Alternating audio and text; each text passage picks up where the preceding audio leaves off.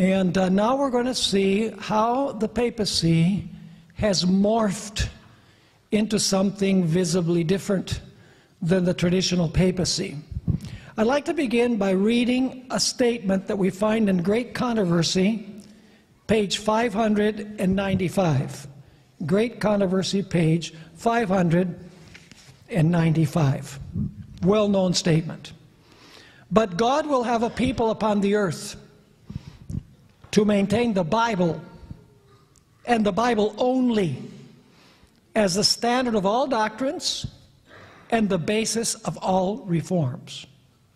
The opinions of learned men, the deductions of science, the creeds or decisions of ecclesiastical councils, as numerous and discordant as are the churches which they represent, the voice of the majority, not one nor all of these should be regarded as evidence for or against any point of religious faith.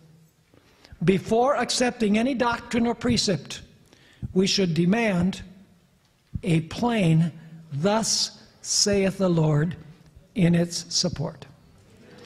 So Ellen White states that not the opinions of learned men, not the deductions of science, not ecclesiastical creeds, not ecclesiastical councils, not the voice of the majority, and I would add, not human experience, should determine what we believe, but only what the Bible teaches. Now, as we examine the story of creation in Genesis, it is clear that creation took place in a literal week of 7 days, and that each day consisted of 24 hours, just like the days that we know now. How do we know that the days of creation are literal days? And you're going to see where I'm going with this, because we're going to speak about the papacy in a few moments, which is radically different than what we find in the book of Genesis. How do we know that the days of creation were literal 24-hour days just like we know today? I'm going to give you 9 reasons. Reason number 1, the Hebrew lexicons, the word lexicon is a dictionary that defines the meaning of words. Hebrew lexicons all agree that the word day in Genesis 1 refers to a literal 24-hour day. In other words, those who are experts in defining words in Hebrew, experts in Hebrew, say the word day in Genesis means a literal day. So we should listen to the dictionary. Second, in the Old Testament, the word day appears with a numeral qualifier around 250 times. That is, it was the evening, morning, day 1, day 2. Whenever it has a numeral qualifier, without exception in the Old Testament, it always refers to a literal 24-hour day. No exceptions.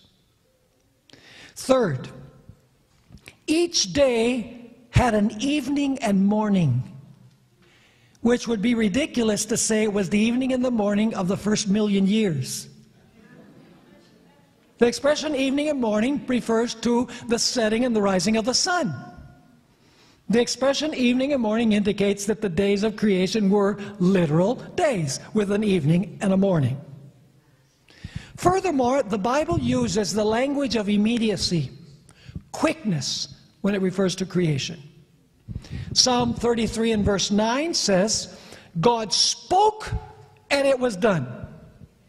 He commanded and it stood fast. Those expressions don't allow for something that takes millions or billions of years. It has the language of immediacy and quickness. 4 times in the story of creation, this is reason number 5, 4 times in the creation story, there's another expression that indicates that what happened occurred quickly. It is the expression, and it was so. God spoke, and it was so. That's found in Genesis 1, verse 7, verse 11, verse 15, and verse 24. The 6th reason, the 4th commandment of God's law, clearly shows that the days of creation were literal days. You say, how is that? Well, the fourth commandment says that we are to work 6 literal 24-hour days, and we are to rest on the literal 7th 24-hour day, because God worked 6 days and ceased on the 7th. How could we follow God's example of working 6 days and resting on the 7th unless God worked 6 literal days and rested on the 7th? If the days were millions of years long, we could not follow God's example. Are you understanding this? So the fourth commandment clearly shows that the days of creation were literal 24-hour days. Seventh reason. The New Testament writers believed that the story of creation in Genesis 1 and Genesis 2 occurred literally, just as it's written. Let's start with Jesus. In Matthew 19, verses 4 through 6, he says, "And he answered to them, have you not read that he who made them at the beginning made them male and female, and said, for this reason a man shall leave his father and mother, be joined to his wife, and the two shall become one flesh. So then they are no longer two, but one flesh. Therefore what God has joined together, let not men separate." When did God create man and woman? Was it a process that took millions and millions of years? No, Jesus said, who made them at the beginning. So Jesus believed that there was an Adam and an Eve. And the creation story tells us that they were created the 6th day. Reason number, by the way, let me read what Paul also said. 1 Corinthians 15, 47 to 49. He says, the first man was of the earth, made of dust. So did the Apostle Paul believe in the original story that Adam was made from the dust of the ground? Of course. The second man is the Lord from heaven. As was the man of the dust, so are those who are made of dust. That's us. And as it is the heavenly man, so also are those who are heavenly.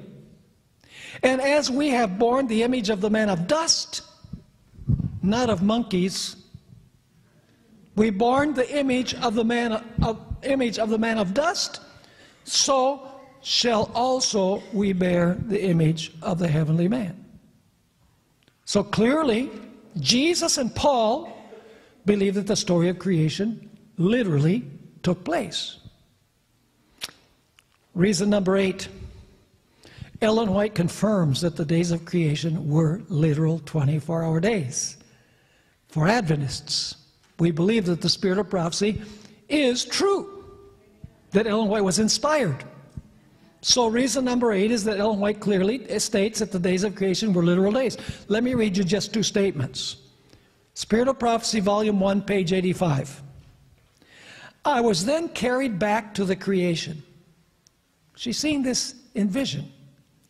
"And was shown that the first week in which God performed the work of creation in 6 days and rested on the 7th day was just like every other week. The great God, in his days of creation and day of rest, measured off the first cycle as a sample for successive weeks till the close of time." In another statement, Testimonies to Ministers 135, she wrote, "When the Lord declares that he made the world in 6 days and rested on the 7th day, he means the day of 24 hours which he has marked off by the rising and setting of the sun." Now, how can you be more explicit than that? Once again, he means the day of 24 hours which he has marked off by the rising and setting of the sun.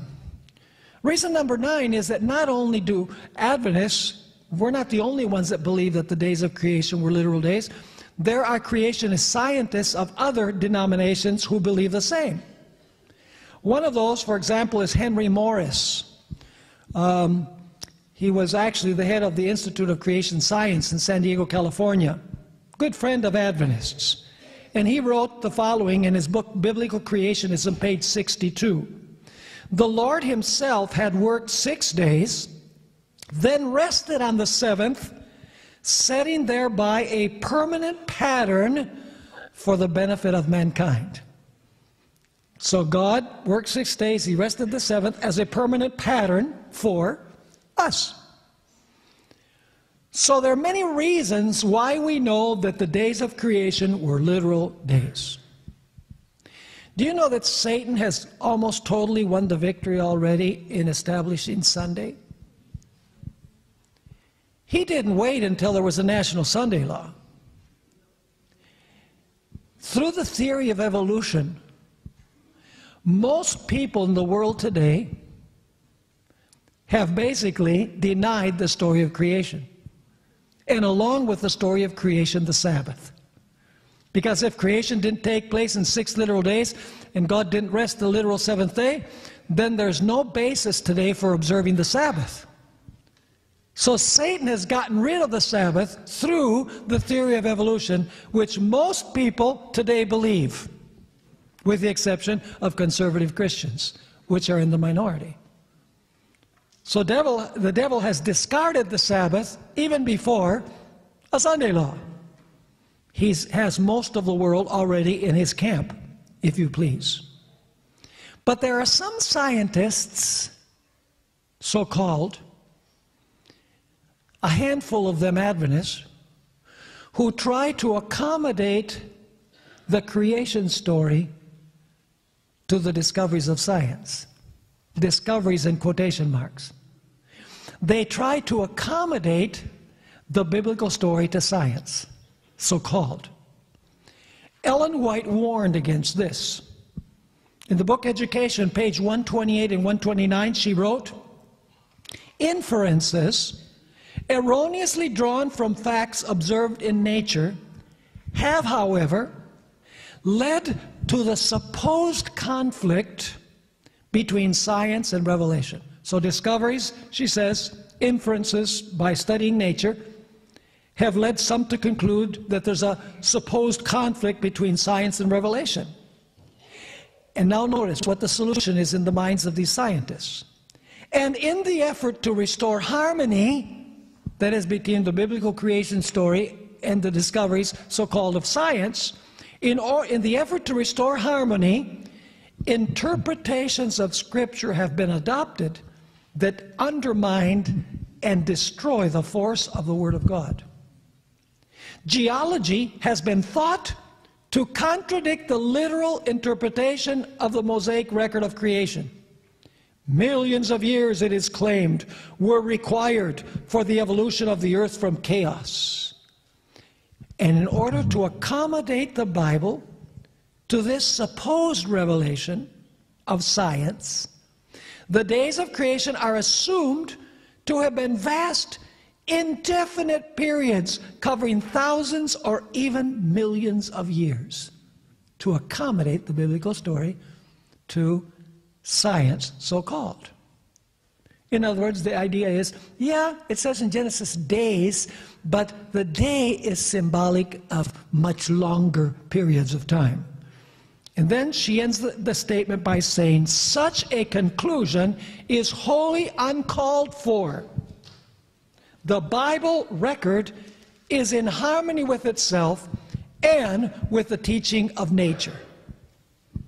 So no need to accommodate the Bible to scientific discoveries, in quotation marks, because nature and Scripture are in harmony when properly understood. Now, why do I mention this as we begin this afternoon? We're going to dwell now on the papacy's view of creation. It is a fact that neither John Paul II nor Francis I believed that the story of creation literally took place as it is written in the book of Genesis. Both of these very influential popes, John Paul II, who was pope for decades, and Francis I, have concluded that the biblical story of creation is a symbolic story that wants to teach us lessons, but that creation did not take place as it is recorded in Genesis chapter 1. Both have taught that the universe came into existence by a big bang, and that the world has evolved over the course of billions of years by a process of macroevolution.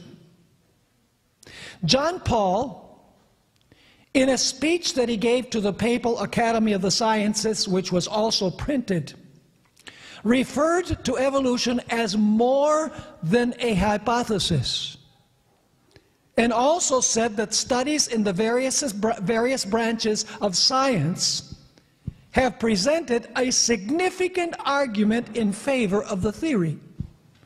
I want to read his own words now. Today, John Paul wrote, new knowledge has led to the recognition of the theory of evolution as more than a hypothesis. It is indeed remarkable that this theory has been progressively accepted by researchers following a series of discoveries in various fields of knowledge. The convergence of these discoveries, neither sought nor fabricated, of the results of work that was conducted independently, is in itself a significant argument in favor of the theory. So evolution is more than a hypothesis. And according to him, these studies, which were conducted independently in the different areas of science, microbiology, chemistry, biology, etc., present a significant argument in favor of the theory. Now, there was a newspaper writer, he actually wrote an interesting article for the Chicago Tribune, where he was brutally honest that there's no way that you can really reconcile the biblical story with the scientific assumption. And the Pope, of course, he tries to do both. He says, yeah, we accept the story of creation, but we accommodate it to long periods of time that science requires. See, he wants to win over scientists as well. Here's what this Stephen Swanson wrote about the papacy's view. In a major statement of the Roman Catholic Church's position on the theory of evolution, Pope John Paul II has proclaimed that the theory is more than just a hypothesis, and that evolution is compatible with Christian faith. What does he say? What does the Pope say? That evolution is what? Compatible with Christian faith. You can, in other words, accommodate Christian faith to the scientific view of evolution. In a written message, he continues, to the Pontifical Academy of Sciences, the Pope said, the theory of evolution has been buttressed by scientific studies and discoveries since Charles Darwin. And then he writes this, if taken literally, the biblical view of the beginning of life and Darwin's scientific view would seem irreconcilable. Is he right? Yeah. If taken literally, the biblical view of the beginning of life and Darwin's scientific view would seem irreconcilable. In Genesis, the creation of the world and Adam, the first human, took 6 days. Evolution's process of genetic mutation and natural selection, the survival and proliferation of the fittest new species, has taken billions of years according to the scientists. So he's saying there's no way you can reconcile the biblical story with the theory of evolution.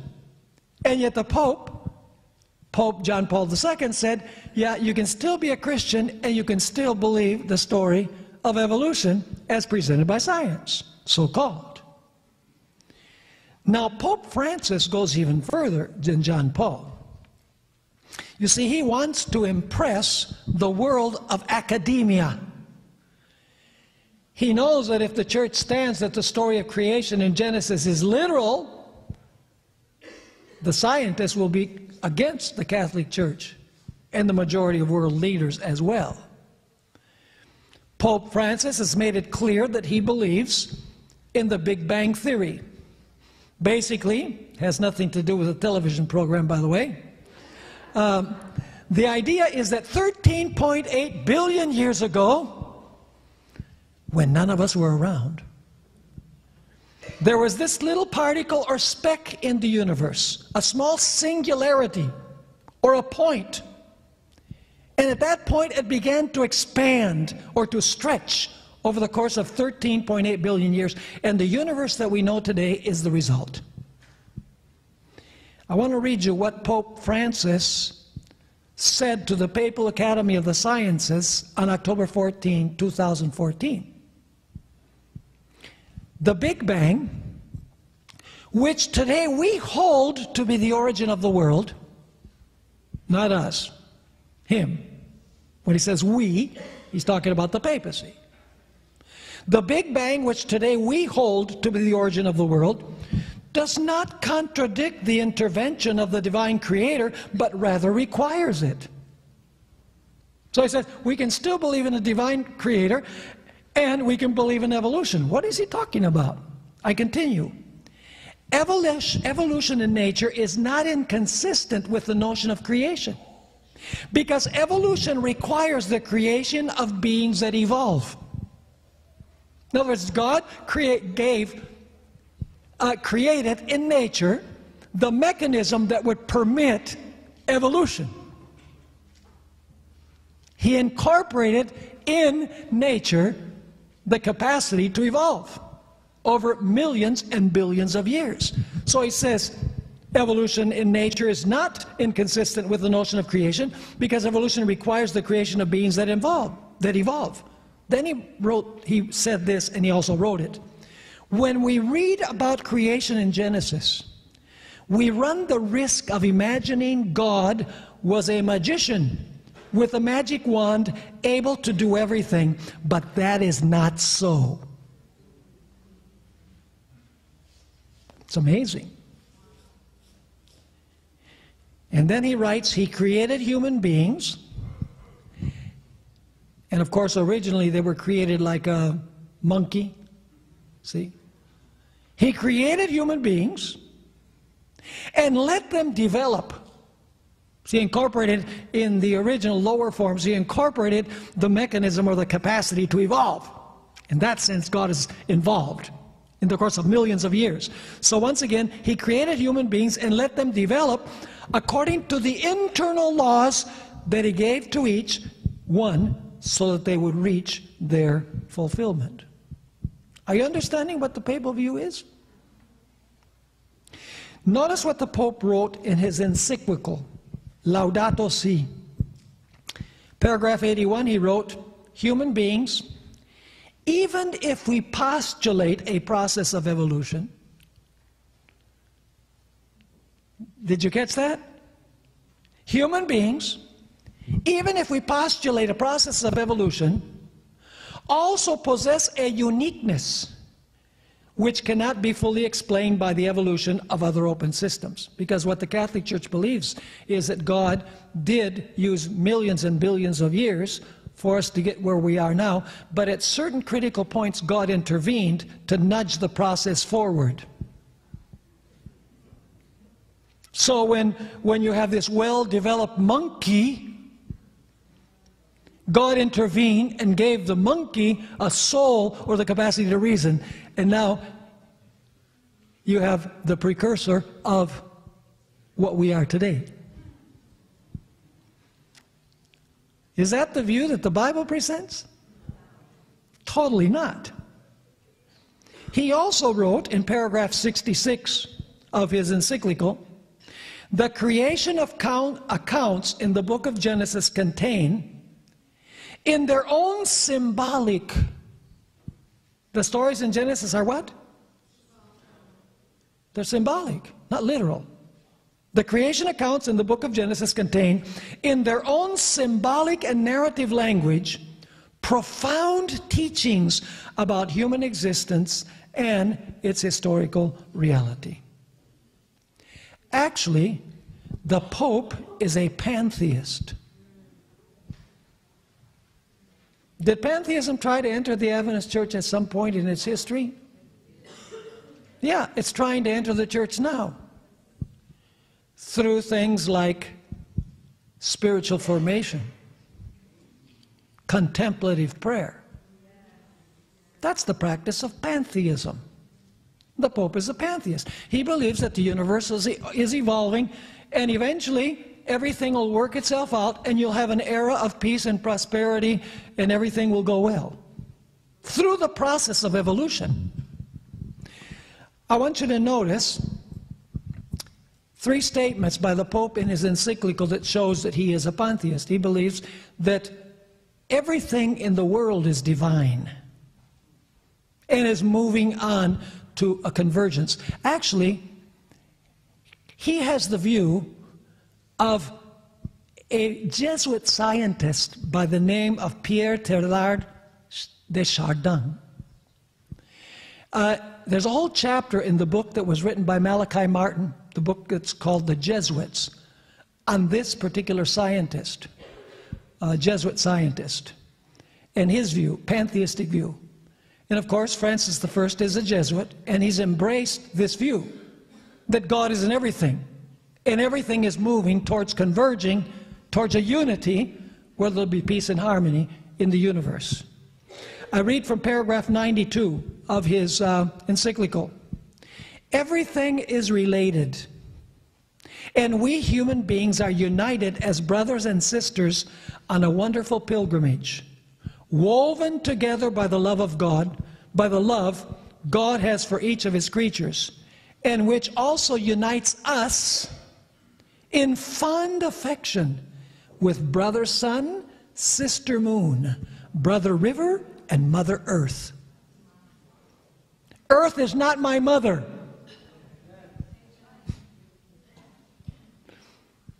And the moon is not my sister. Paragraph 233. The universe unfolds in God, who fills it completely.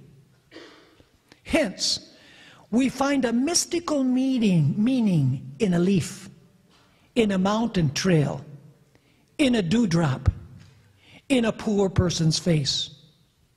The ideal is not only to pass from the exterior to the interior to discover the action of God in the soul, now listen, but also to discover God in all things.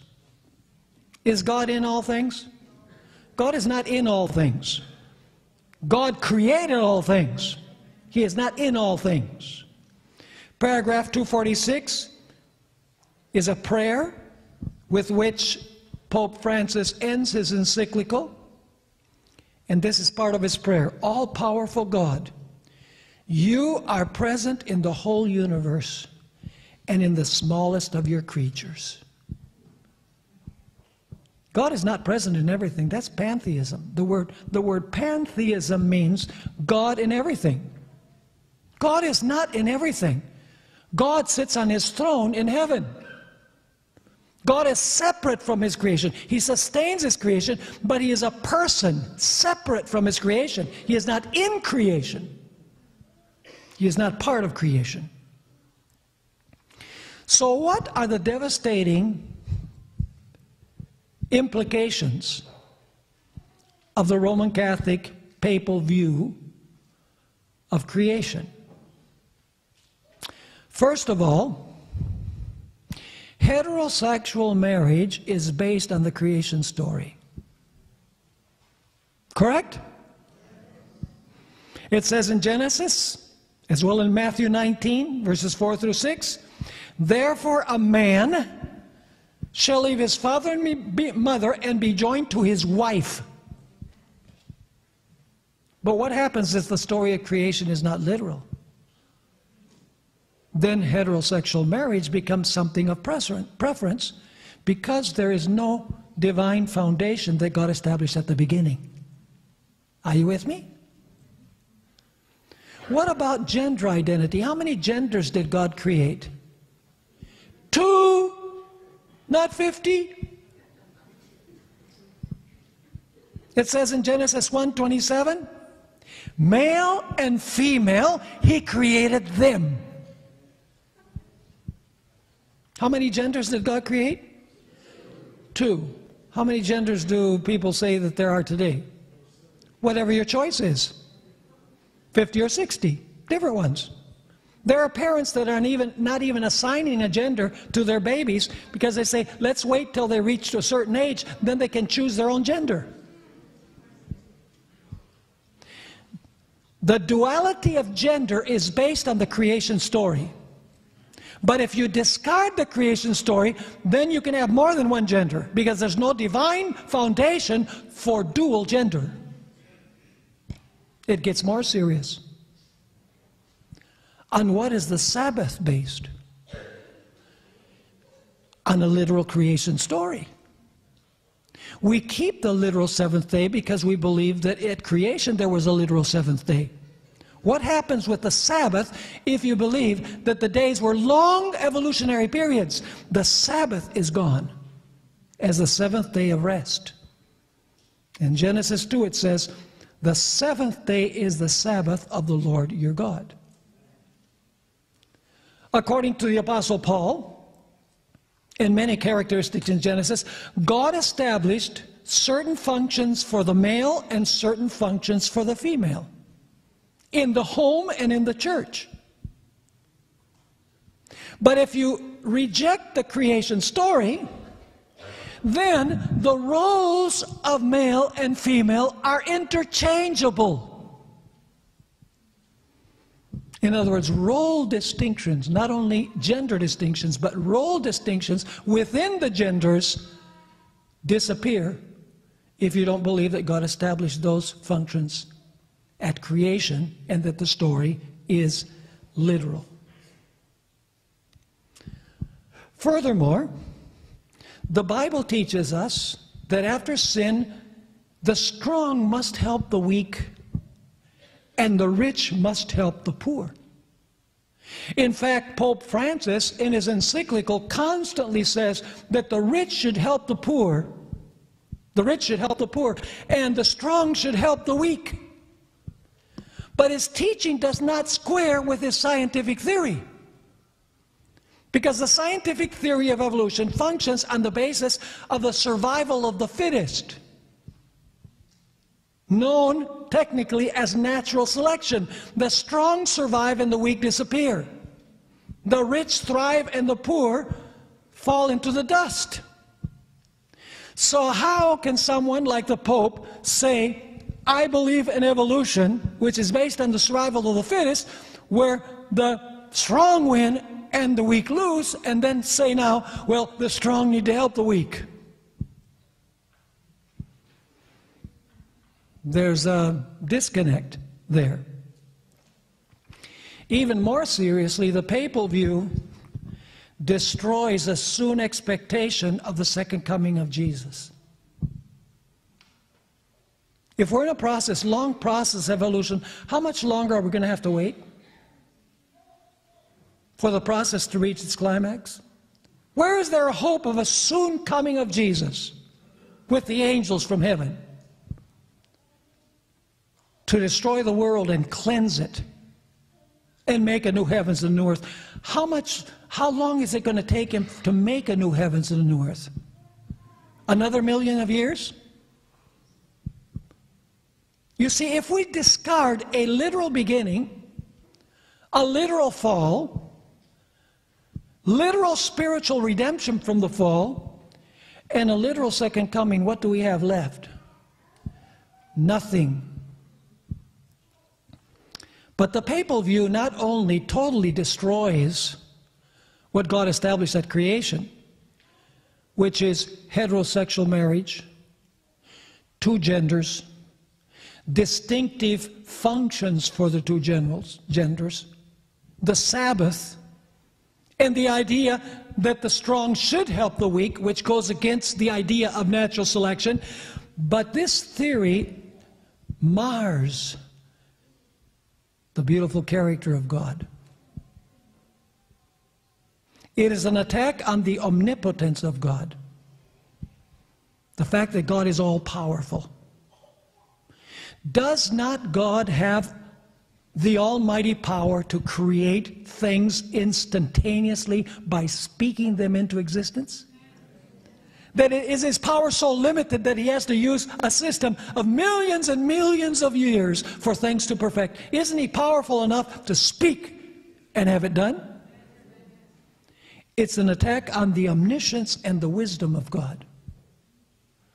You see, the mechanism of evolution functions on the basis of a method of trial and error, where through the course of millions of years, evolution irons out the glitches in the process. Does this reflect your picture of God? That he uses a method where there are many blind alleys, where you need to iron out the glitches in the process? Couldn't God create everything perfect from the start, without using a method of trial and error which involves waste, suffering, and death? In the book Here I Stand, page 277, here's a description of evolution. Evolution presents a bloody, ruthless struggle for existence from the very beginning, where there is much waste of living substance and many false starts and blind alleys. Does that sound like a wise and intelligent God? Not in my mind. Is this the God who was, by the way, Jesus Christ, the Creator? Is this the same person who, when he fed the 5,000, he said, pick up all that remains so that nothing is wasted? Is this the same God that when he fed the 4,000 said, pick up every bit that is left over so that nothing is wasted? Would God use a method where there's all kinds of waste and blind alleys and restarts if God is all wise? Absolutely not. It is also an attack on the love and mercy of God. How can a God of love use a method where there's so much suffering and cruelty and pain and death? Does this sound like the God that cares for the sparrows and dresses the lilies of the field? But even more seriously, the theory of evolution is an attack on the need for a Savior. Listen carefully. If the Genesis account of a perfect Adam and Eve in a perfect garden is symbolic, then the story of the fall must also be symbolic. And the result then is that salvation is perfecting through the process of evolution. Let me read you a statement by a Roman Catholic theologian, Carl Schmitz-Moorman. He wrote this. He's a very liberal Catholic, doesn't believe the creation story, but what he says is brutally true. The notion of the traditional view of redemption as reconciliation and ransom from the consequences of Adam's fall, the notion of the traditional view of redemption as reconciliation and ransom from the consequences of Adam's fall is nonsense for anyone who knows about the evolutionary background to human existence in the modern world. Further, salvation cannot mean returning to an original state, but must be conceived as perfecting through the process of evolution. Are you catching the picture? Frank L. Marsh, Adventist scientist, wrote the following: if death and the law of tooth and claw existed long before man, and if man evolved through these natural processes, then there could not have been a perfect Garden of Eden, nor a perfect Adam and Eve. Nor could there have been a real fall in which man became subject to sin. If that is so, what is the theological meaning of Jesus' incarnation and atonement? Paul connects the two. For as by one man's disobedience many were made sinners, so also by one man's obedience many will be made righteous. If there was no Garden of Eden with its tree of life, what is the future that Revelation 22 depicts for the redeemed? Quite a statement. You see, the Bible presents a chain of events. First, God created Adam and Eve perfect, with no inclination to sin. Second, Adam and Eve ate from a literal tree and literally fell into sin. The virus of sin literally passed on to all of Adam and Eve's descendants. And because the virus of sin passed on to all of their descendants, death came in to all. And because there is death, we need a redeemer from death. Are you following me?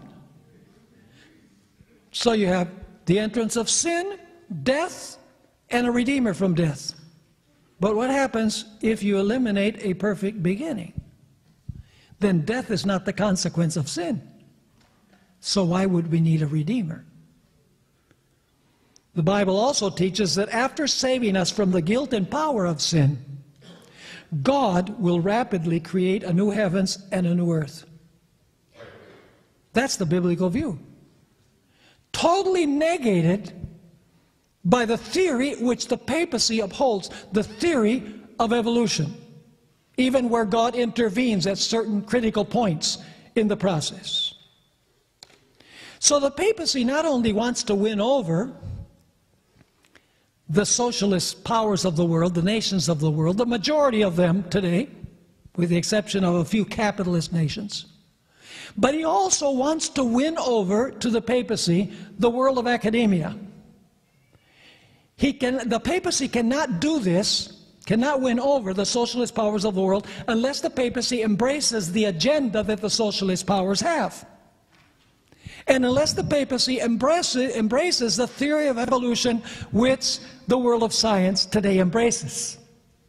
The whole idea is fitting in with the world of science, fitting in with the way of thinking of the globalist, socialist nations of the world.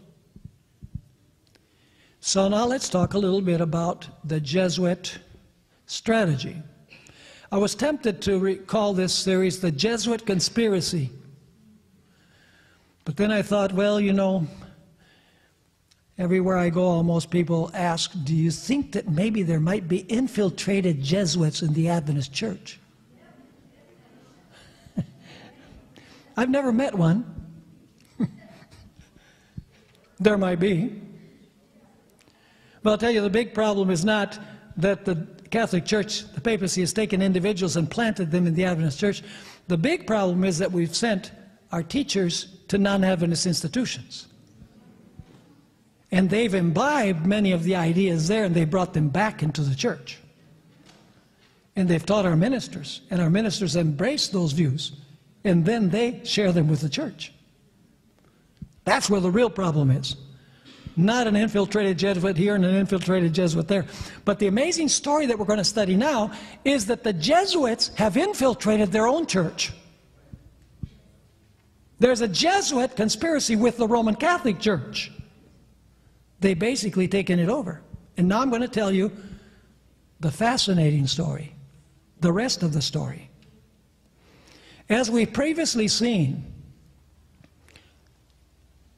in order for the Roman Catholic papacy to recover the power that it lost, it needs to fulfill two objectives.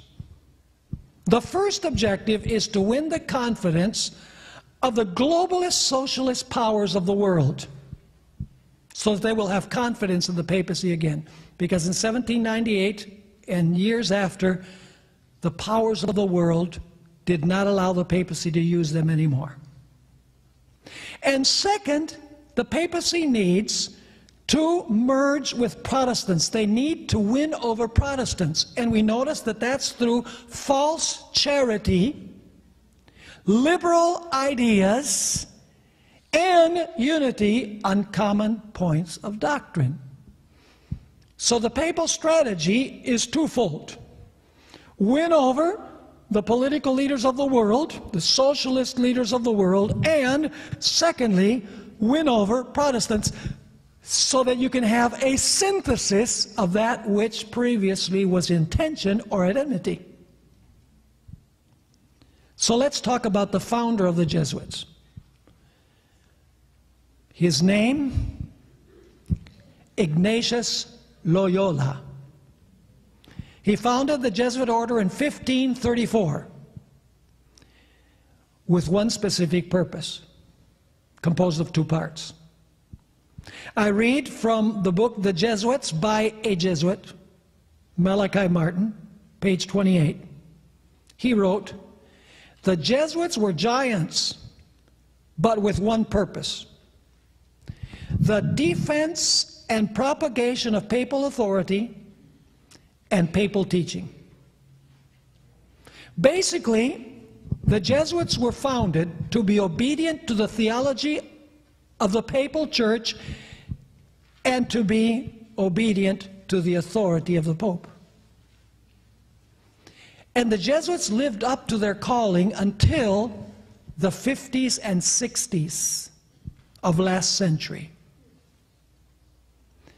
They defended the papacy, the authority of the papal chair, and they defended the orthodox doctrines of the Roman Catholic Church.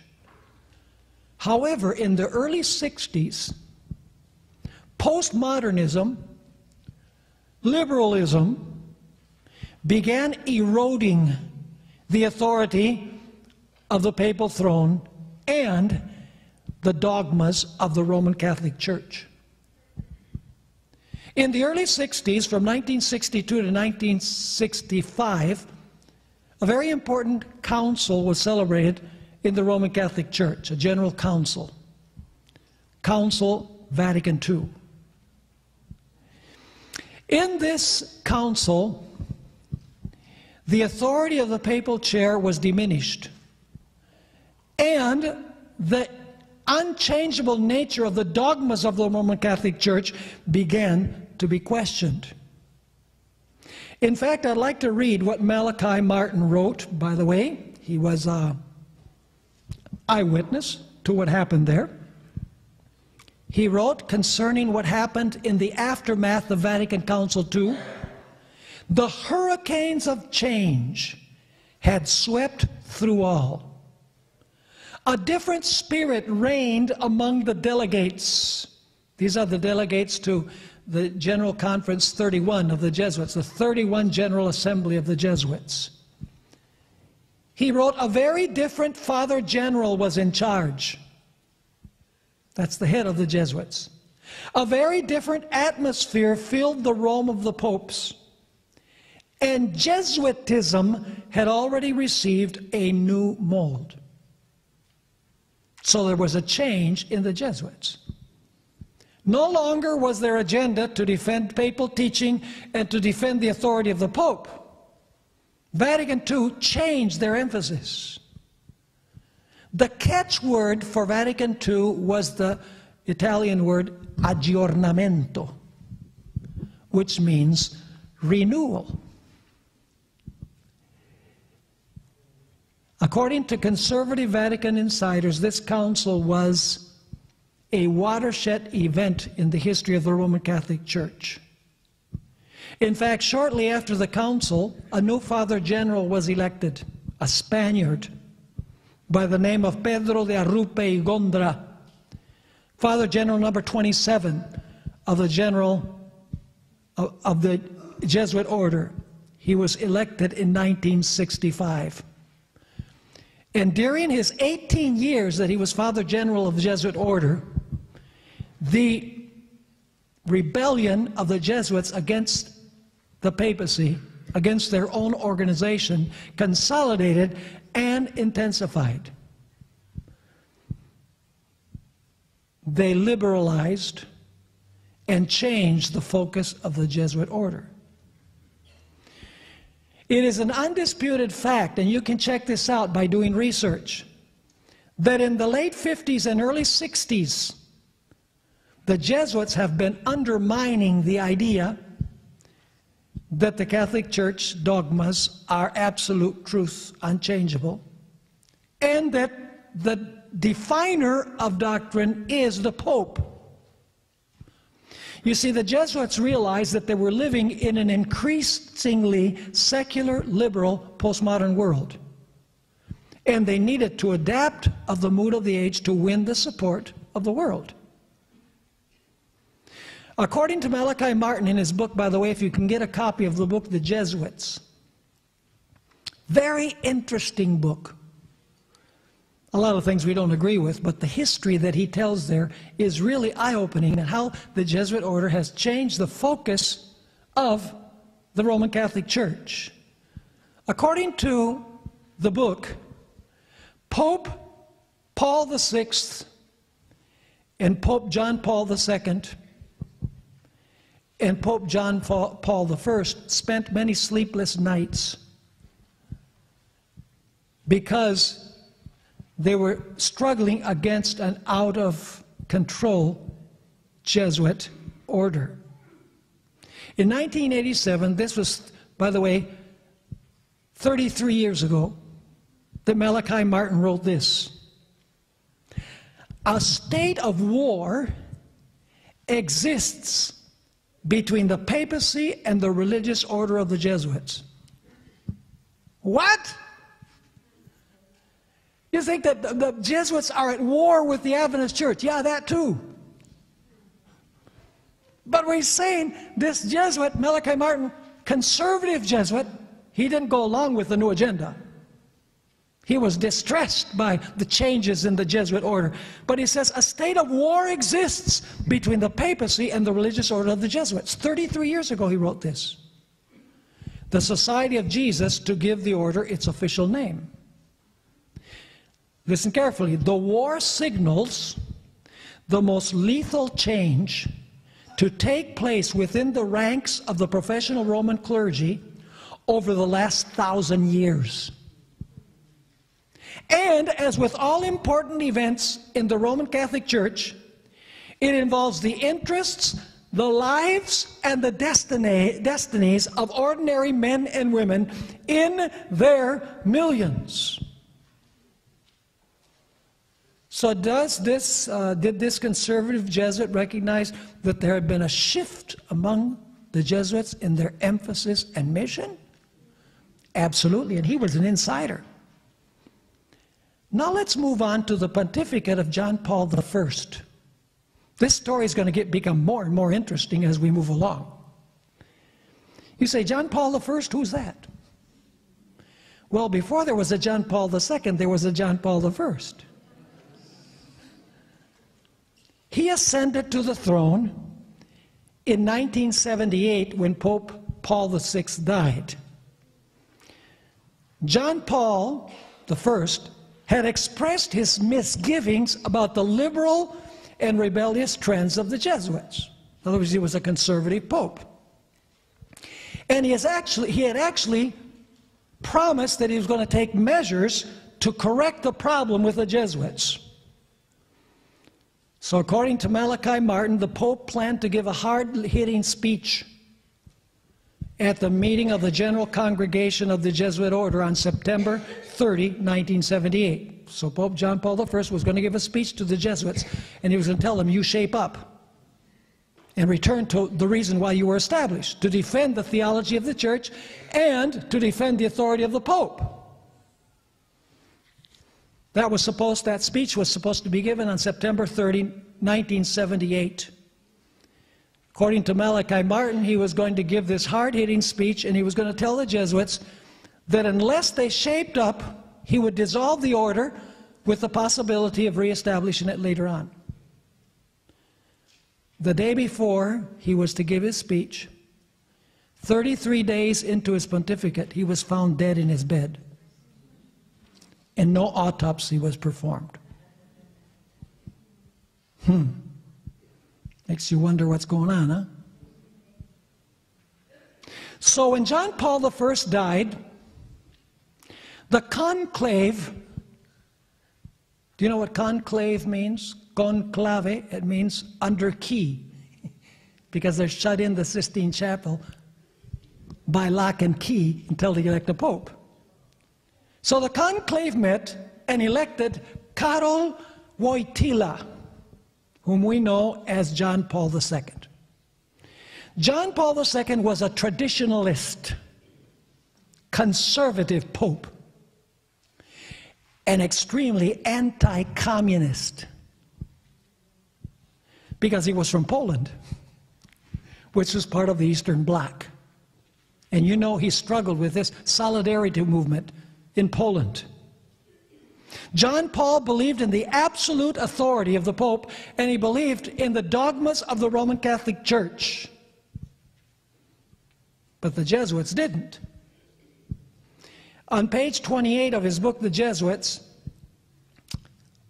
Malachi Martin wrote, "The contradiction between John Paul's Polish model and the liberation model advocated ardently and openly by the Jesuits in Latin America could not have been more stark or bold-faced." In other words, there's a radical difference between the Pope's model as he fought against communism in Poland and what the Jesuits wanted to establish in Central America at the same time. John Paul II and his successor, Benedict XVI, were popes of a dying breed. They staunchly defended papal authority and the dogmas or doctrines of the Church.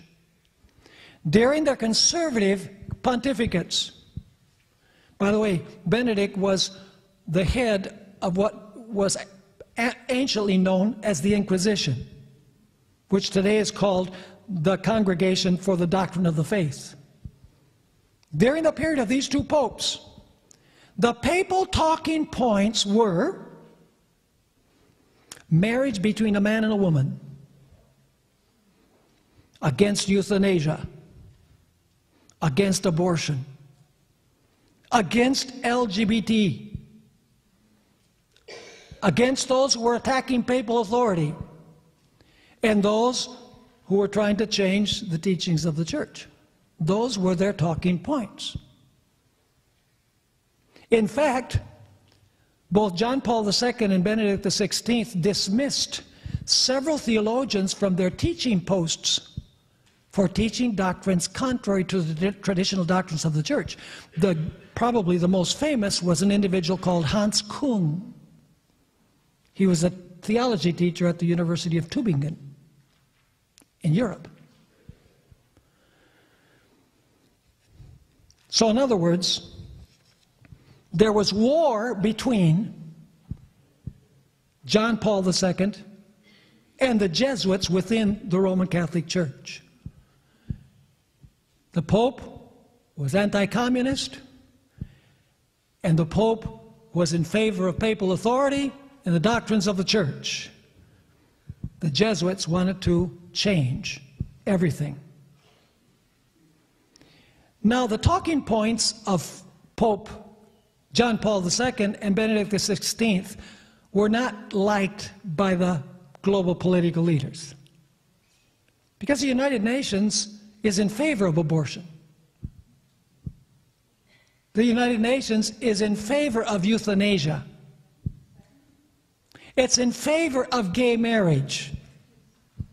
The socialist powers of the world are in favor of what these conservative popes were against. So there needed to be a change of talking points, because the secular media and the United Nations frowned on the topics of discussion of these conservative popes. The progressive mood of the day of inclusiveness, pluralism, political correctness, and postmodern thinking required a change in talking points. But these two conservative popes stood in the way. Now I want us to consider for just a few moments communism as it attempted to take over Central America. Those of you who are my age remember the issue of the Contras in Central America, where communism, was beginning to thrive in Nicaragua, El Salvador. Looked like communism was going to take over in our very own neighborhood. John Paul II was not only a conservative pope, but he was a deadly enemy of communism. And he fought tooth and nail against the communist bloc in what was known as the Soviet Union. So at this point, there was no synthesis.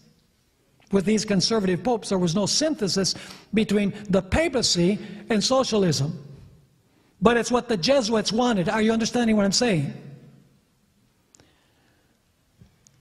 At the same time, in the United States, Ronald Reagan was allied with John Paul II to attack communism.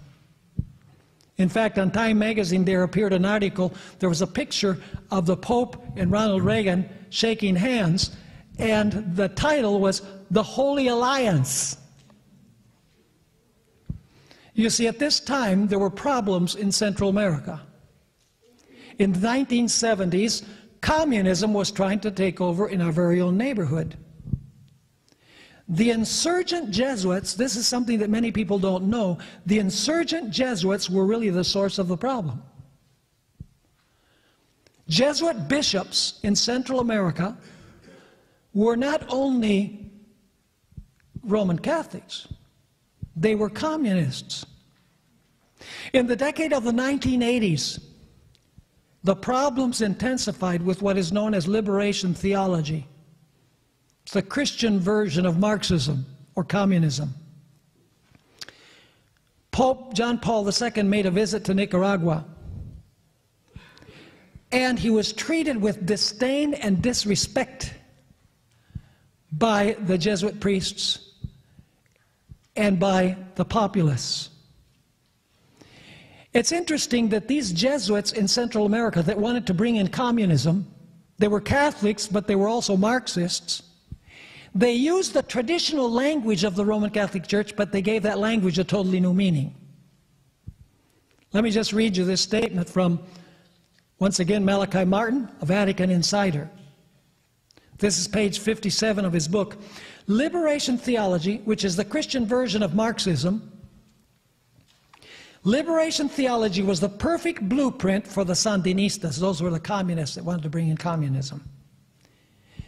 Liberation theology incorporated the very aim of Marxism-Leninism. It presumed the classic Marxist struggle of the classes to be free from all capitalist domination. Above all, the Marxist baby was at last wrapped in the very swaddling clothes of ancient Catholic terminology. In other words, the Marxist baby was wrapped in Roman Catholic terminology. And so now I want to read how the theological meaning of words was changed by the Jesuits. The historical Jesus, for example, became an armed revolutionary. The mystical Christ became all the oppressed people, collectively. Mary the Virgin became the mother of all revolutionary heroes. The Eucharist, what we call the Lord's Supper, became the bread freely made by the liberated workers. Hell became the capitalist system. The American president, leader of the greatest capitalist country in the world, became the great Satan. These are the Jesuits saying this, contrary to what the traditional pope or papacy believed. Heaven became the earthly paradise of workers from which capitalism is abolished. Justice became the uprooting of capitalist gains, which would be returned to the people, to the mystical body of Christ, the democratic socialists of Nicaragua. Are you seeing what's happening here? What are the Jesuits doing? They're moving away from doctrine. They're moving away from the authority of the Pope. They're saying, let's not discuss so much doctrine or the authority of the Pope. We need a new focus. We need to win over the socialists communist nations of the world. And we're not going to do it with the traditional talking points, because that's not what the globalist powers want to hear. So Malachi Martin wrote this book, The Jesuits. You know, I had this book for years in my library. Just kind of sat there. Then about 6 months ago, you know, I was looking through my books. I have most of them in boxes now because I don't have any place to put them. But I was looking through the books that I have on my bookcases, and I saw this one, The Jesuits. I'd never read it. I said, I think I'll give it a whirl. It's a big book, probably about 500 pages. So I started reading it. And so I said, when was this written? So I went and looked, 1987. I said, now wait a minute. Everything he said in 1987 is happening now. Not that he was a prophet, but that he's a staunch Roman Catholic, and the Roman Catholic Church has been around for 1,500 years, and they can read what's going to happen by the law of cause and effect because they've seen it happen before. So he wrote this book, and in this book he was aghast. This Jesuit, Malachi Martin, was totally distressed by the new focus of the Jesuits, of the own order that he belonged to. In fact, eventually he resigned from the Jesuit order. He was so disgusted. And in the book he documents in minute detail the shift of the Jesuits to totally transform and change the Roman Catholic Church's talking points. Now let's talk about Pope Benedict's retirement. Most people believe that Benedict XVI retired from the papal throne because of the sexual abuse scandal of children. So the Roman Catholic Church wanted to get rid of him because he was involved in the scandal. They wanted to start afresh. However, that was not the real reason. In order to carry forward the agenda, the new agenda of the Jesuits, they needed a liberal pope that would not focus on the orthodoxy of church dogmas or the authority of the pope, but someone who would please the politicians of the world and would make it easier for Protestants to join the papacy, because Benedict had said during his pontificate that the Protestant churches are not true churches. Well, that went over like a lead balloon among Protestants. It was necessary to have a pope that would implement the new agenda of the Jesuits. Benedict did not resign of his own free will. The papal talking points needed to change, and as long as Benedict was there, the talking points were not going to change. It's interesting, Malachi Martin wrote this on page 17 of his book. Though the movement of the Socialists has been global since its inception, it was above all in Latin America that the strange alliance between Jesuits and Marxists gathered its first practical momentum. It was there, in Latin America, that this new Jesuit mission, entailing, as it does, nothing less than the transformation of the socio-political face of the West. So what is the purpose of the Jesuits? To change the transformation of the socio-political face of the West. Eliminate this idea that a nation needs to look out for itself. Internationalism, globalism, everyone working together. He continued writing in other Central American countries. Meanwhile, listen carefully, Jesuits not only participated in guerrilla training of Marxist cadres, but some of the Jesuits became guerrilla fighters themselves.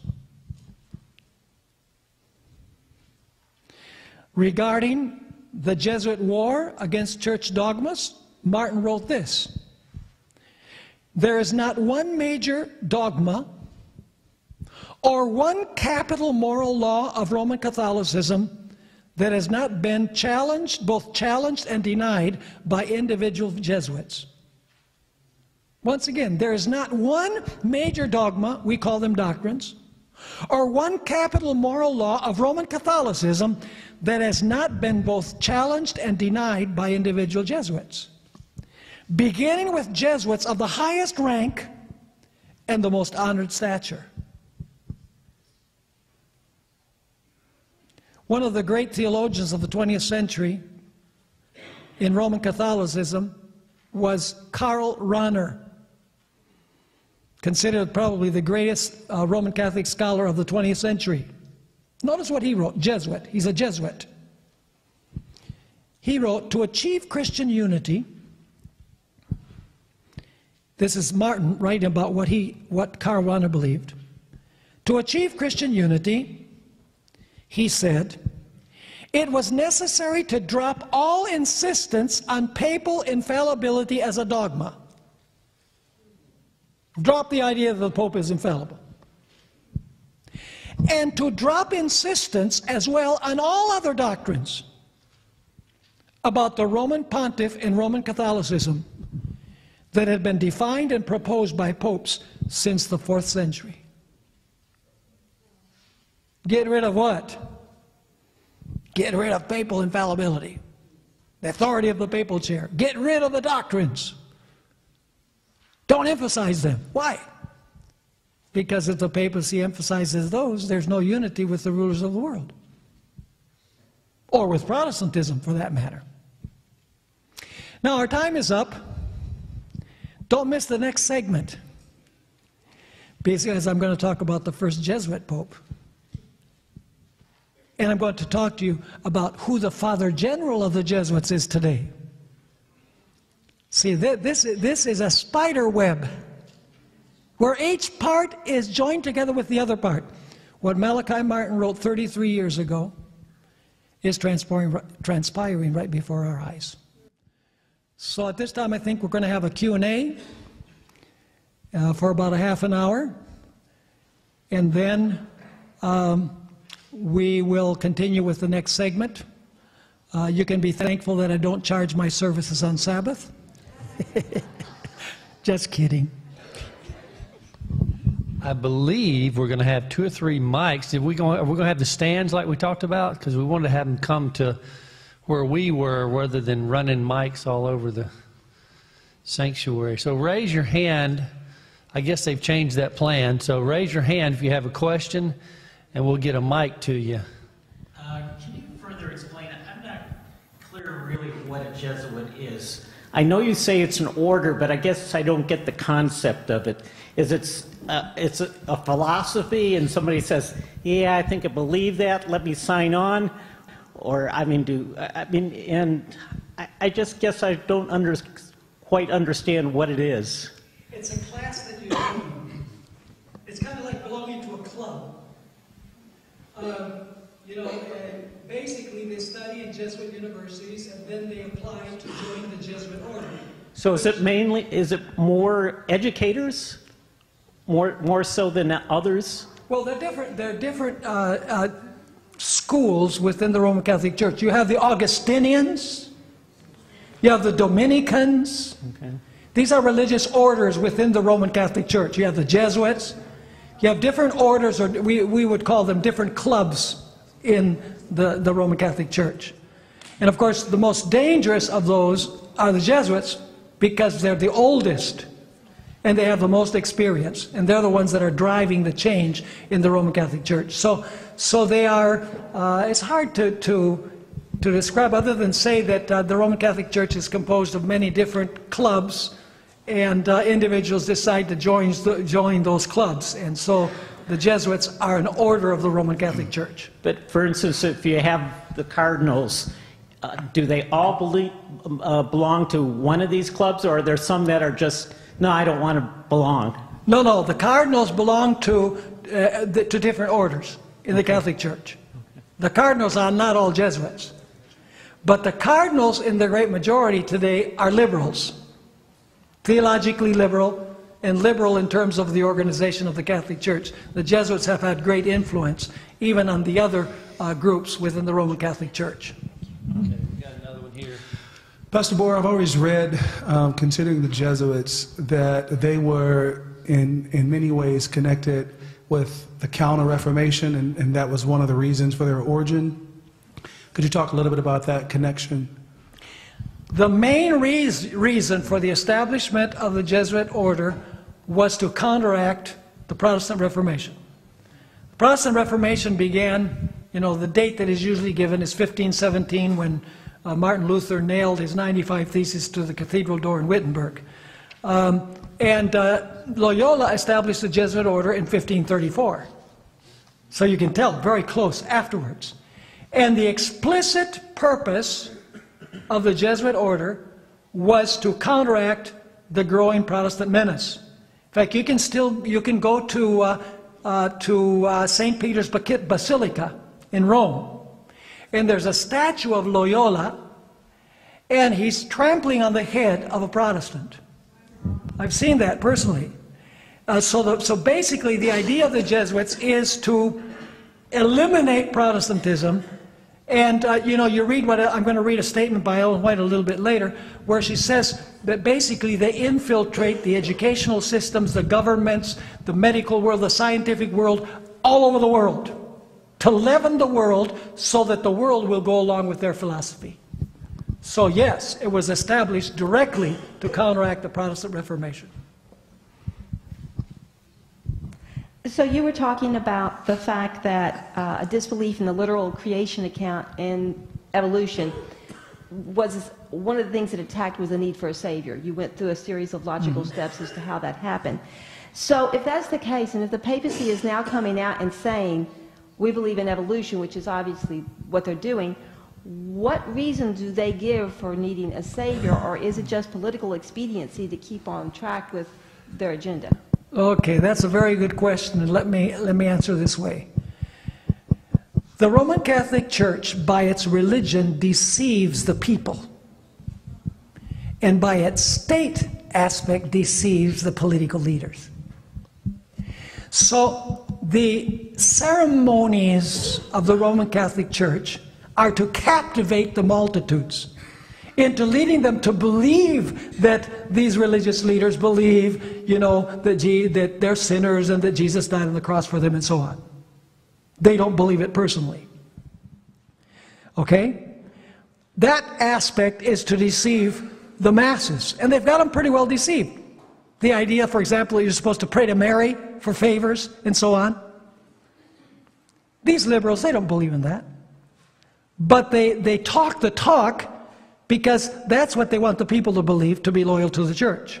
On the other hand, the state aspect of the Vatican is to be able to have relations with the governments of the world to influence them to do what the Roman Catholic Church wants. The Roman Catholic Church is a hybrid. It's a union of church and state, which is very dangerous. It deceives both groups by being a state and a church. So do they really believe in anything other than that they want power? I believe in the depths of their hearts, they're atheists. But they would never say it, because if they said they were atheists, what would happen with the populace? What is this all about? They're saying that they're atheists? Come on, what is the reason for all the ceremonies and all the teachings and all the prayers to Mary if there's no such thing as a God? So they have to provide a facade. By the way, let me just share this interesting testimony for you. This coming Thursday, I'm going to be traveling to Spain. I'll be speaking at a church there on the book of Daniel. For the last 6 months or so, I've been corresponding with a Roman Catholic priest. And some of you probably received our fundraising letter in your mailboxes if you're on our mailing list. And this priest has been strongly impacted by the Adventist message. He's been watching on YouTube. He's been watching Walter Fite. He's been watching Bachelor. In the last 2 or 3 months, he's been watching the materials for Secrets Unsealed. So he wrote an email. He says, I believe Ellen White is God's prophet for the last days. I believe that the dead are dead. I believe that the Sabbath is the day that we're supposed to keep as the day of rest. He says, I believe in the 1880 message, and I know what the Roman Catholic Church is trying to do by introducing spiritual formation and contemplative prayer. I mean, this guy knows more about Adventism than the Adventist Church. And he has requested baptism. So one of the reasons I'm going is a week from this coming Thursday, we're going to be baptizing this Roman Catholic priest there in Spain. So not only are the laity watching the programming, the conservative Adventist programming, but also people, intelligent people. I mean, I'm not saying that people that haven't studied, they're not intelligent. They have a practical intelligence. People who are, you know, who have studied and have advanced degrees, you know, they're starting to come to the conclusion that, you know, where they're at is not the right place, that they need to look for something that's better. There's another individual, and I told this story also in our latest fundraising letter. There's this individual in Colombia who also watched our programming, and he contacted the pastor of the Seventh-day Adventist Church, studied our message, became an Adventist, a very well-to-do individual, you know, very well financially. And he has requested that I go back to a city on the border between Colombia and Ecuador. He says, I'm going to rent the most luxurious hall in the city.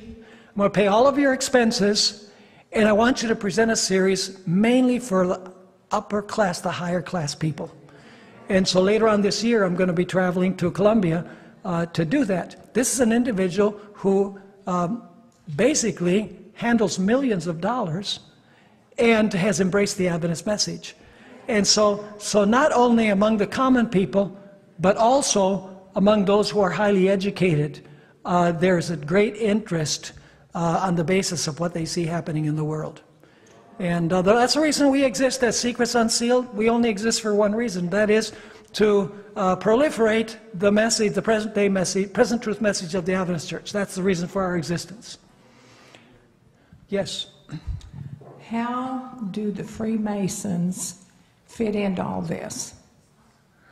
Well, the Freemasons are also a secret society, just like the Opus Dei and the Jesuits. I've heard that the Jesuits and the Freemasons do not like each other much. So I don't know exactly, because they're secret societies, we don't know exactly what links really exist between them and how they consider one another, other than the rumors that you hear. But Ellen White does warn us totally against all secret societies. She says we should not join secret societies. And you know, some people make it a point to say that where Ellen White is buried, there's an obelisk. And an obelisk is a Freemason symbol. And so they say that Ellen White was a Freemason because there's an obelisk at her sepulcher. Well, folks, Ellen White has many places in her writings where she condemns the Freemasons by name. Furthermore, in the cemetery where she's buried, Oak Hill Cemetery in Battle Creek, there are bunches of monuments that are obelisks of people that were never Freemasons. Simply, an obelisk was the popular thing to put on a gravesite at that time. It has no connection with secret societies. So I wish I had a better answer, but because they're secret societies, we don't know all of the inner workings that they have, one with another. Any other questions? Okay. It sounds like from your description, John Paul I and John Paul II are kind of cut from the same cloth. I'm wondering, why was one put out of the way after 33 days and the other one was Pope for, I think, 23 years? Because I think that the Jesuits, during the pontificate of John Paul II, still did not have a complete and strong foothold in the Roman Catholic papacy. I think it's a process that took time. And, you know, Benedict was there for several years, and the Jesuits had gained enough power at that point, enough adherents to really exercise their clout in electing, getting him to retire and to elect a Jesuit pope. And by the way, even though Benedict XVI promised that he was going to go into the shadows and he would not be seen anymore. Recently, I'm going to share this in a few moments, Benedict XVI is at war with Francis I on the issue of celibacy. Because, you know, the present Pope has shown himself open to the possibility of the bishops in Amazonia, that is in the Amazon, to be married, because they can't find enough male priests.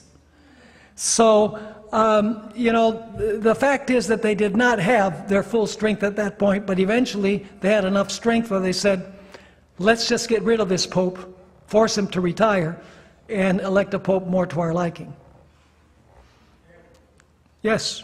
And of course, I heard that the Jesuits, priests, got pretty much a foul on everybody in the world, especially in America. Is that true? The Jesuit priests what? They have a record, a foul pretty much on everybody in America. Is that true? A record or a foul? Well, I've never seen it. Maybe they do. You know, I don't know. You know, the bottom line is that we don't know all the inner workings of the Jesuits, but by what we're seeing, we can know what the general direction of what they want is. We can see what they're working towards. They are a secret society. So a lot of the things that are going on we don't know. Like people who say, well, the Adventist Church is infiltrated by Jesuits. The Catholic Church has planted Jesuits in the Adventist Church. Well, who are they? You know, we don't know. So let's not obsess about, well, is this one a Jesuit? Maybe that's one a Jesuit there. I'm more concerned about what they're teaching than trying to discover if they're a Jesuit that's been planted by the Roman Catholic Church in the Adventist Church. We can get caught up so much in conspiracy theories that we lose our focus. And by the way, what I'm sharing with you is not a conspiracy theory. It's all very well documented with the sources that I've mentioned, as well as many other sources that I'll be sharing when I publish the newsletter articles. There'll be at least 2 successive articles on this particular point. Anyone else? Okay, way back there. Some more over here. Yes, Pastor. John Paul and Francis, I've heard that they're called the White Pope. Is there a Black Pope, and is the Black Pope a military arm of the Jesuits? Okay, good question. The Black Pope is called black because he dresses in black. He wears a black robe. The White Pope puts on a white robe. So it has to do with what they're clothed with.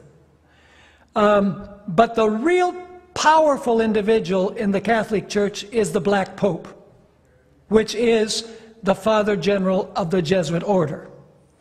And I'll be talking a little bit about the present Father General of the Jesuit order in our second session this afternoon.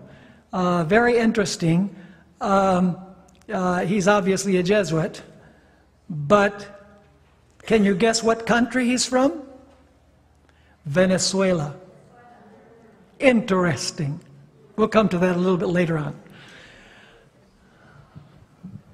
And now I'm going to tell you what Arturo Sosa Abascal, which is the name of this new Father General, I'm going to show you, being a Jesuit, that he has this very idea that doctrine, we can't really know what we're supposed to believe in terms of doctrine.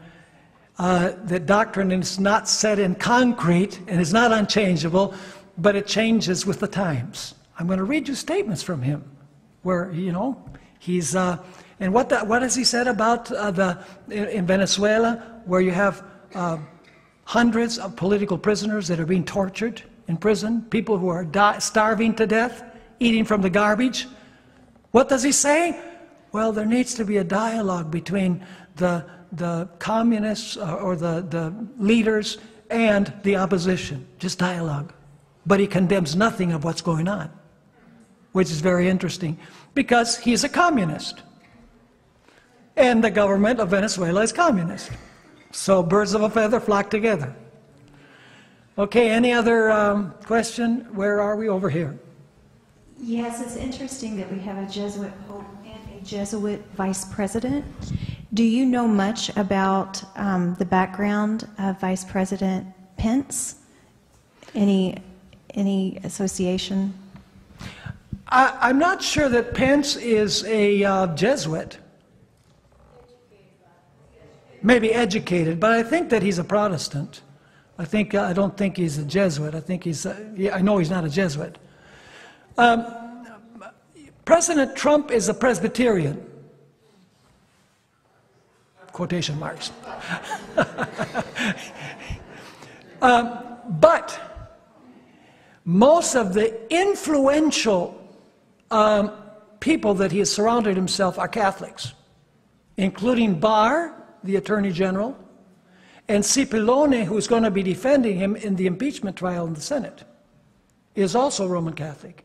And most of the media has been taken over by Roman Catholics as well. And there, by the way, there are two branches in the media also. There's a conservative branch and a liberal branch. The conservative branch is Fox News. The liberal branch is what President Trump refers to as fake news. And by the way, most of the commentators in both wings are Roman Catholics.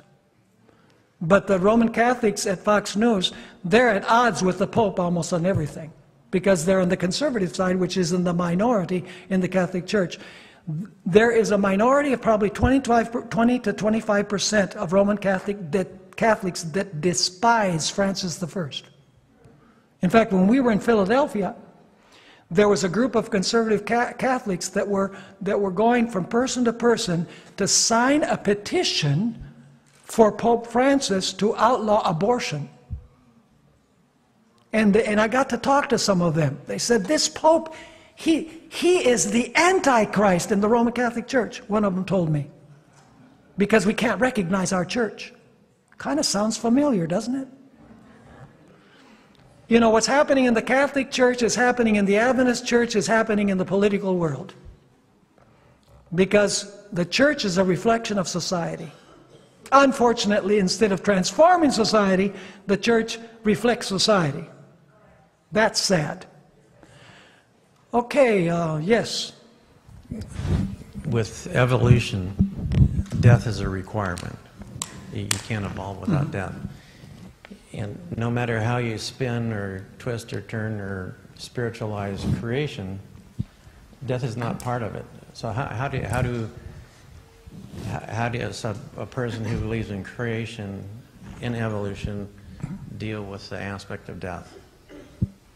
That's one of the big dilemmas that they face. Because the Bible says that death is a result of sin. And because of death, which is the result of sin, you need somebody to save you from death, which is the Redeemer. But as there was death long before sin, the link between sin and death is broken. Because evolution doesn't function on the basis, well, you're going to get a Redeemer from death. No, what happens is through evolution, eventually death will be overcome by the process of evolution. So it's something that they are not able to answer. The break between the idea of sin, death, and therefore the need of redemption. They're irreconcilable, like that newspaper article said. You can't reconcile them. It's impossible. You mentioned earlier in the presentation that removing the literal meaning of the creation week opens the door to interpretation of multiple things like heterosexual marriage and, of course, the identity crisis issues both in Canada, United States, and around the world. I guess my question is two-pronged. Number one, what's your insight into the, just shortly, of course, into the factors that kind of influence the U.S. Supreme Court to legalize gay marriage?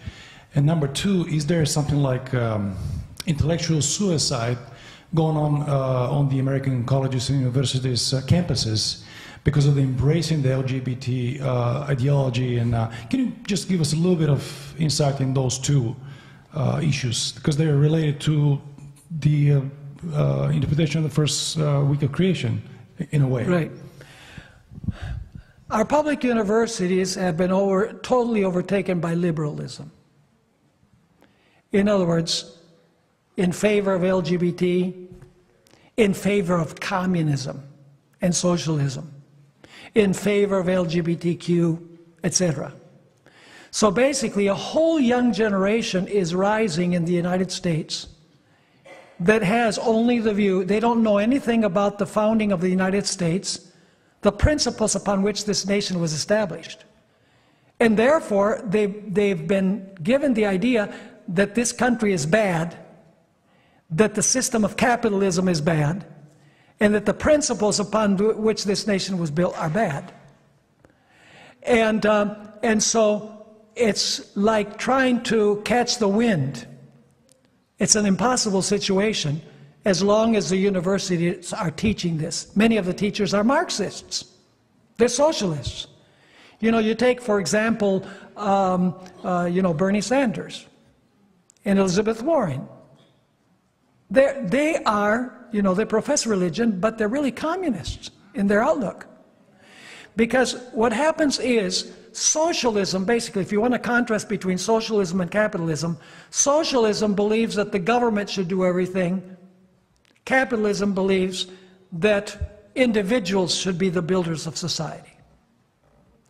And so, this idea, well, we're going to give free education, and we're going to give free health care, and we're going to give free this and free that, $1,000 a month to everybody, and so on. If I was a young person, I'd say, hallelujah. I'll have $1,000 to spend. But they don't realize that what's going to happen is going to lead the country to go broke. I mean, Medicare for all, just look at the price tag. And maybe that's the entire purpose. There's a purpose behind this, and that is to take the United States to the point where it's bankrupt, because that way the system can change. So we live in perilous times. What was the other point? The influences that influenced the United States Supreme Court to legalize gay marriage and started leaning toward the socialist agenda. Okay, when the Supreme Court approved gay marriage, two of the justices that we have now were not there. Kavanaugh was not there, and Gorsuch. They were not members of the court. Basically, the court was 4-4 with a swing vote which leaned liberal. So I believe that that's the reason why gay marriage was approved as constitutional. I'm not so sure that that would happen now. We live in dangerous times when it comes to the Supreme Court. Because right now, this is supposedly a Protestant country. But right now we have 5 justices that are Roman Catholics. One who grew up Catholic, Gorsuch, he grew up Catholic and he attends the Episcopalian Church. And we have 3 Jews. There are no Protestants on the Supreme Court. Now what happens if Judge Ginsburg should pass away? She's been sick with pancreatic cancer. What happens if she passes away and we have an election of a 7th leaning Roman Catholic? It's a scary thought. The most powerful branch of government is the judicial branch. You know, we have 3 branches of government in the United States. We have the executive, the legislative, and the judicial. The judicial is primarily the Supreme Court. Which is the most powerful of the 3? The Supreme Court. Why? Because Congress can write a law, but if somebody contests its constitutionality, and the court says that the law that Congress wrote is unconstitutional, the law does not become law, or the law is overturned. So, let me ask you, would a national Sunday law be unconstitutional? Clearly unconstitutional? Congress shall make no law establishing religion or forbidding the free exercise thereof. Would establishing Sunday as a national day of worship be establishing religion? Any thinking person in the world would say yes. But let me ask you this. What if the Supreme Court should declare constitutional what is unconstitutional? That's what's going to happen. No, there's not going to necessarily be an amendment. There might be an amendment to the Constitution. But there's really no need for an amendment because The Supreme Court can say that Sunday laws are constitutional, even though we know that they're not constitutional. That's the reason why the beast of Revelation 13, it says that it has two horns like a lamb, which it professes civil and religious liberty, but it speaks like a dragon. In other words, what's going to happen is the Sunday law is going to be drawn up by Congress, and the United States is not going to get rid of the idea of civil and religious liberty, but in its actions, it is going to contradict its profession of standing for civil and religious liberty. So, would anti-Sabbath laws be unconstitutional too? Ellen White says that there's not only going to be a national Sunday law, there's going to be anti-Sabbath keeping laws. Would that be unconstitutional? Yes, because the Constitution says, nor prohibiting the free exercise thereof, which means that you can keep the Sabbath if you want. So a Sunday law would be established in religion, and an anti-Sabbath law would be forbidding the free exercise of religion. And what's going to happen is the Supreme Court is going to declare that both of those laws are constitutional, even though we know that they're unconstitutional. That's the reason why this beast has two horns like a lamb, speaks like a dragon. It contradicts in its speech what it professes to be. One more over here, I think, and then we need to be heading into a break if you want to give him a break before he has to speak for the rest of the afternoon. Yeah, give me a break. This is more of a practical question. Many of us are visiting this church today, but we are scattered about throughout the region. And this is, you talked a lot about earlier, about some of the challenges with our universities and university ministers being trained elsewhere outside of our seminaries and then coming back. What practical advice can you give anyone here today that recognizes that perhaps the minister that stands in the pulpit with a traditional love for the church, yet you're hearing things that are contrary to what we've always believed? What would you recommend as practical advice for those members? I would recommend what Jesus recommended. First, go and speak with that person individually. If they don't listen to you, take it to the elders of the church. If they don't listen to the elders of the church, take it to the church board. And if the church board doesn't listen, then you've done your work and there's nothing more to do. We need to follow the process of going to the person first and talking to them individually and trying to win that brother or sister to the biblical view. But we are living in very perilous times, folks. All kinds of winds of doctrine are attempting to enter the Adventist church. We need to know what we believe and why we believe it. We need to be firmly grounded on present truth. And so it's vitally important for us to study, to know what we believe, to share it, and to speak up when we see our church deviating from the truth.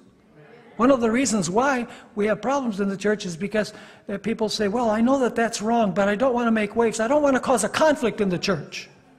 So people stay quiet. We need to speak up. Be nice. You know, be nice, be courteous. Don't be mean, because conservatives are considered mean. And many times conservatives are mean in the way that they come across.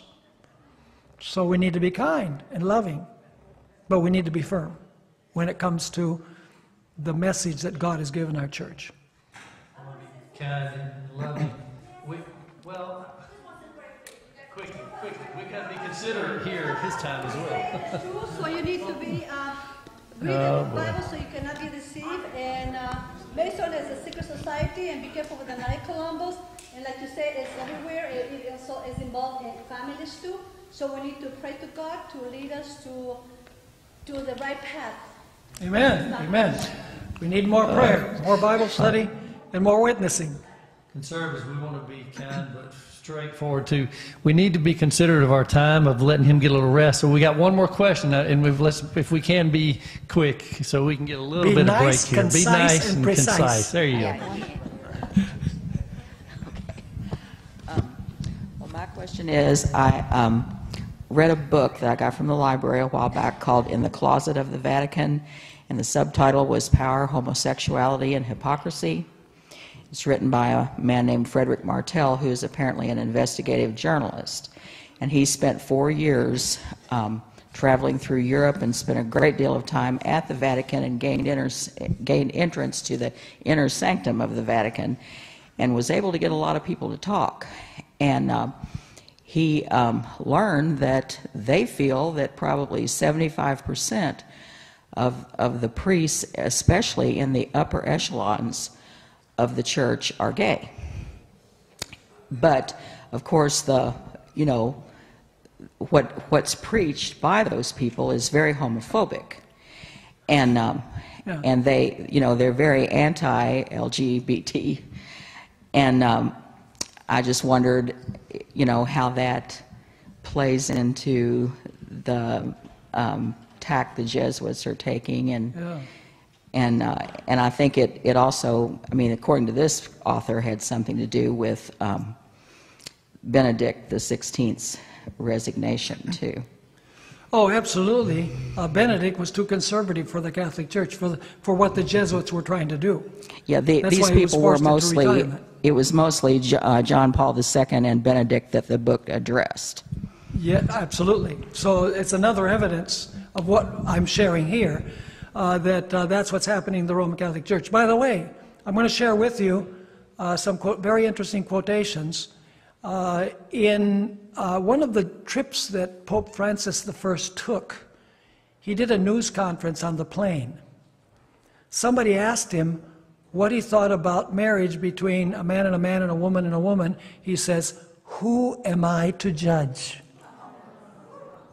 That tells everything of what he believes concerning gay marriage. He's in favor of gay marriage. He is in favor of women priests.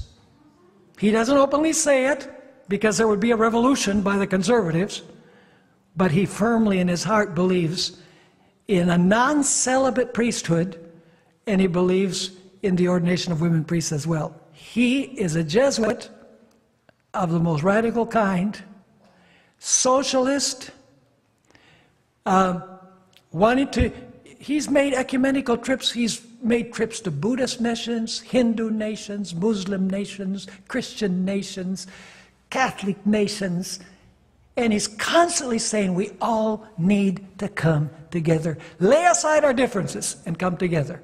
That is the new Jesuit model. See, the way they used to be, defend church doctrine, defend the authority of the Pope. No way to win over the rulers of the world. Or the scientists teaching creation, hello. Or Protestants, when you say, we got the truth. What Protestant's going to want to unite with them? Nobody. But if you can make the Roman Catholic Church palatable to all these groups, everything can synthesize.